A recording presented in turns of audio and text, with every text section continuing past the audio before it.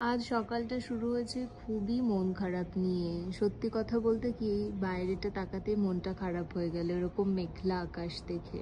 অনেকদিন পর আমি এসেছি গার্ডেনে।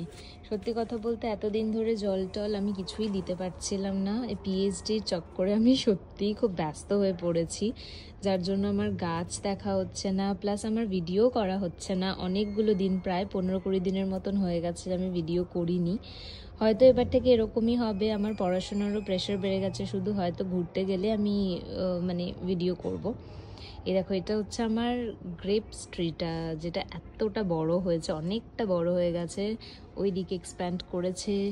এবার তো আমার নেবারের রুমের দিকেও চলে যাচ্ছে, অনেকটা এক্সপ্যান্ড করেছে।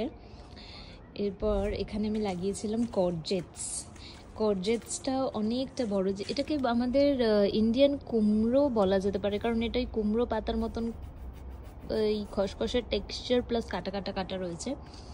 আর এই যে কুমড়ো ফুল, এটা সকালবেলা কিন্তু ফুটেছিল, তারপর এখন বেলার দিকে একটু বুঝে গেছে। আজকে যেহেতু আমার ছুটি, মানে ক্লাস নেই, তাই জন্য ভিডিওগুলো করতে পারছি।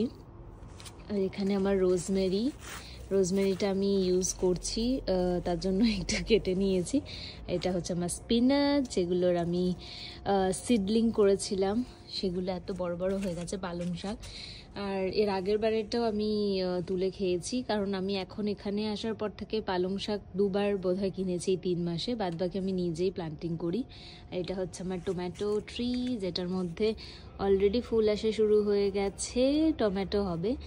আর এটা তো আমার পুদিনা, এদিকে লঙ্কা গাছ রয়েছে, এগুলো সব একসাথে রয়েছে।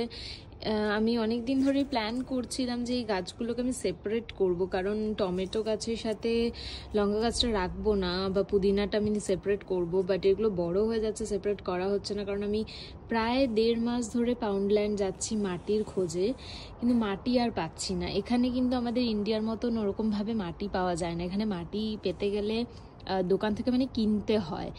মাটিটাও কিন্তু এখানে ওই 5 পাউন্ড, মানে ওই 550-600 টাকা দিয়ে কিনতে হয়।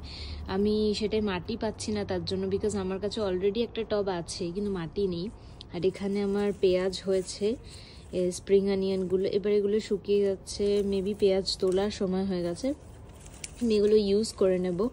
এখানেও একটা চারা হয়েছে লঙ্কার, আর এই লঙ্কা চারাটা অনেকটা বড় হয়ে গেছে। এটা আমার স্ট্রবেরি গাছে স্ট্রবেরি, এর আরেকটা ব্রাঞ্চেস এখান থেকে বেরিয়েছে, মেবি এটা থেকে স্ট্রবেরি হবে, যেটা আমি দেখছিলাম।